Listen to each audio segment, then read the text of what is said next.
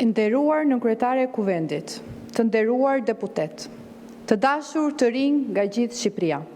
Sot, kjo sallë ngjan ndryshe. Kjo sallë frymon më fort. Kjo sallë ka më shpresë, sepse sot këtu janë ulur zërat që mbajnë me vete energjinë më të pastër të këtij vendit, zërat e rinisë shqiptare. Për herë të parë në këtë tempull të demokracisë janë ulur përfaqësuesit e këshillave vendor rinor. Për mua është një nder i veçantë që përshëndes pikërisht sot në këtë ditë, në datën 8 dhjetor. Kjo ditë është simboli kurajos i zërit studentor që dikur ndezi dritën e demokracisë në Shqipëri. Ata dje me vajza treguan se kur rinia ngrihet, historia lëviz. Ata sot, pas më shumë se 3 dekadash, ju mbani të njëjtën dritë në duar. Ju jeni brezi që nuk pyet çfarë do të sjellë nesërmja. Ju pyesni çfarë mund të sjellim ne për të nesërmen. Ju jeni brezi që nuk pret ndryshim, por e krijoni atë. Ju jeni brezi që nuk kri në pritje, por merr drejtimin. Prandaj sot nuk jeni thjesht vizitor në këtë sallë, sot jeni bashkëfolës, bashkëmendimtar, bashkëndërtues të së ardhmes të këtij vendi. Me guximin për të parë më larg, me dëshirën për të lënë pas gjurmë.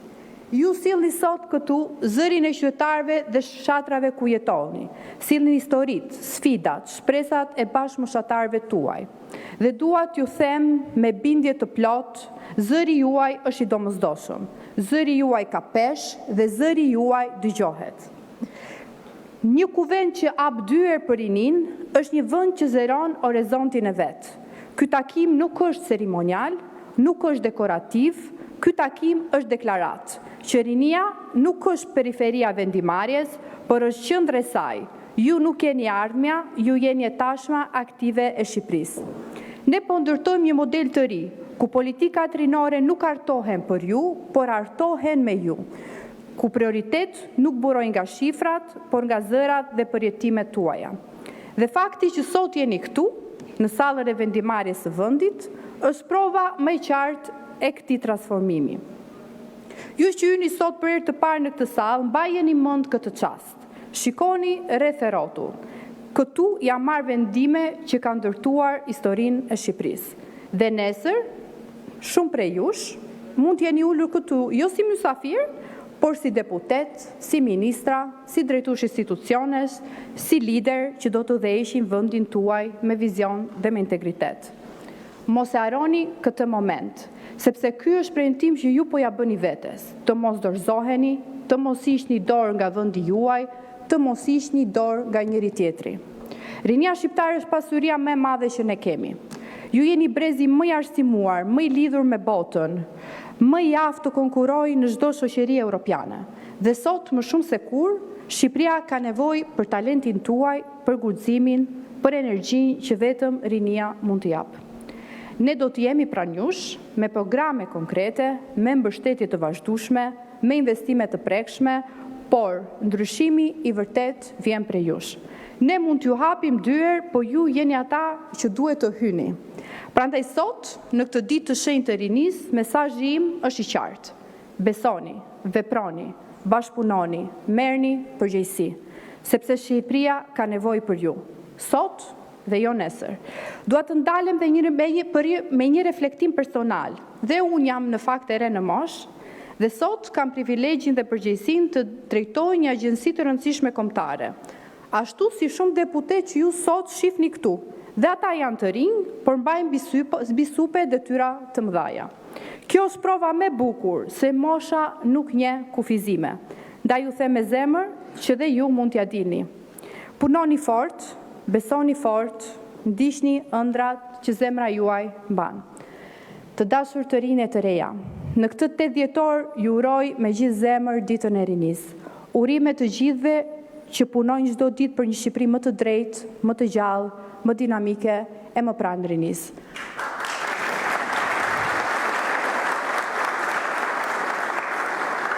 Është nder të punoj me ju, është nder të punoj për ju dhe është nder t'ju kem këtu sot. Faleminderit.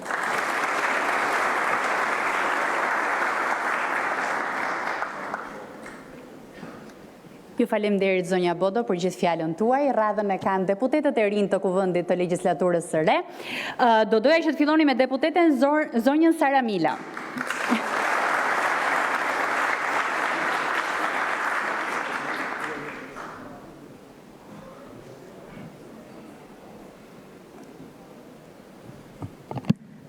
I nderuar kryetari i Kuvendit, të nderuar kolegë deputet, të dashur qytetar. Dua sot që ta nis fjalën time me dy histori të vogla që e kanë shënjuar rrugtimin tim politik. E para është kur isha shumë e vogël, ndoshta 14 vjeç, 15, ishte hera ime e parë që bëhesha pjesë e një salle ku diskutohej realisht për politik.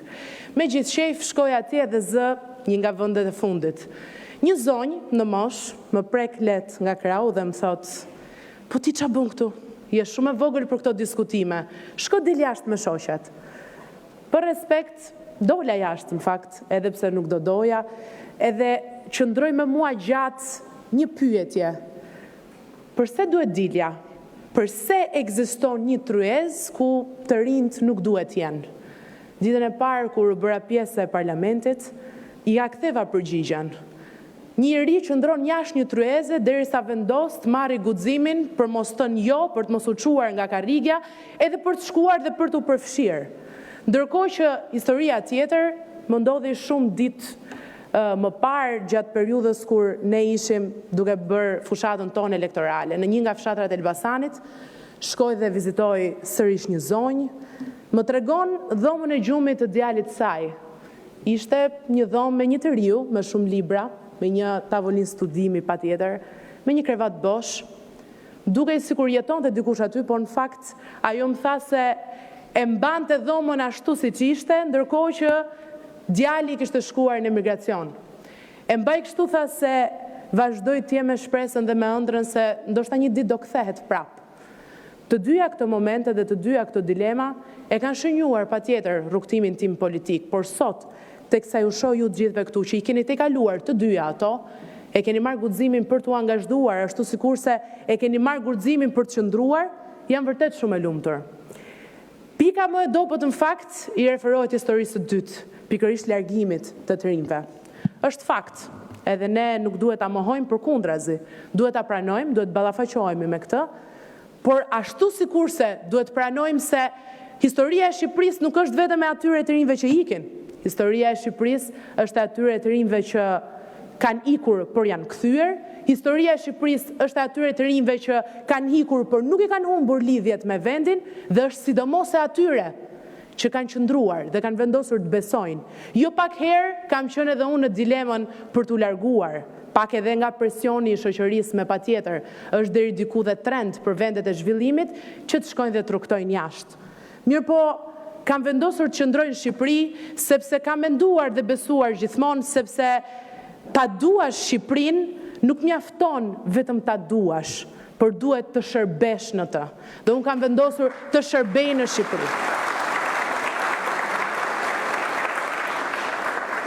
Jam e lumtur që sot jam mes kolegëve që kanë vendosur të bëjnë të njëjtën gjë. Dhe ne të gjithë bashk duhet ta mbyllim këtë seancë, të dalim nga kjo sallë me një pakt të vetëm, një dhe një të vetëm.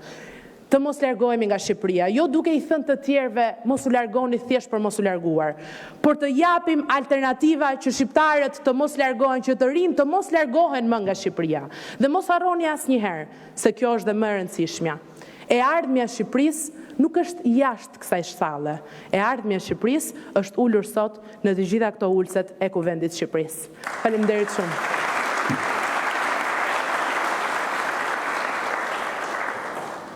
Faleminderit zonja Mila. Dhe në fakt, ne në Kuvendin e Shqipërisë jemi mësuar që her pas here dhe t'i ndryshojmë pak të mos rrim shumë fiks agendave që kemi ndarë me pjesëmarrësit tanë, dhe ku më mirë se sa në vendin e dialogu do ishte mirë që të jetë një deputet dhe një përfaqësues nga rinia, kështu që do donim t'i jepnim fjalën zonjës Altea Hoxha.